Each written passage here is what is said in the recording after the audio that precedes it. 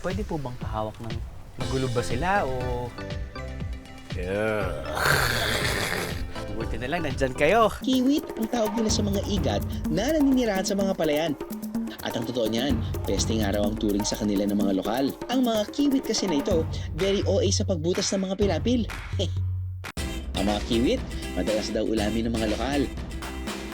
Absolutely, hindi mo maiisip na may isda dito. Kasama sa embutido na malasa siya. At meron siyang alat. At feeling ko kailangan mo ng sandamakmak na kanin at itlog. Parang pwede ito pang breakfast Di pang pasalubong.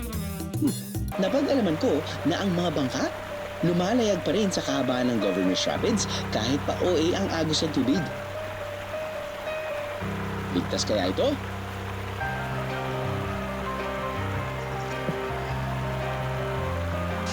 There's only one way to find out.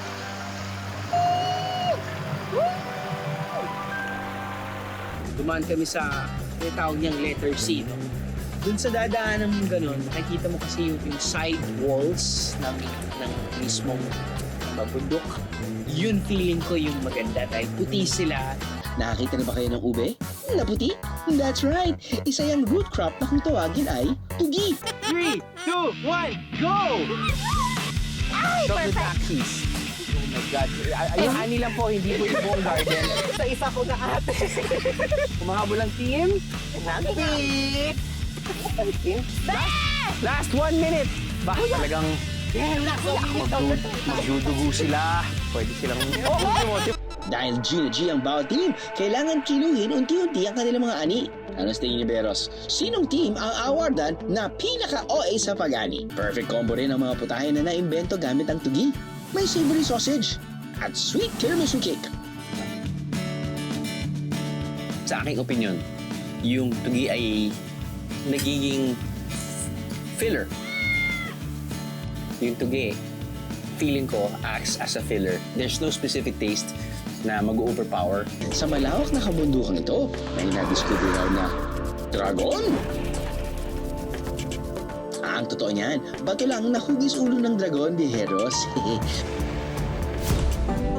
Pero ang talagang dinarayo, ang katabi nitong limestone cliff na hugis corona.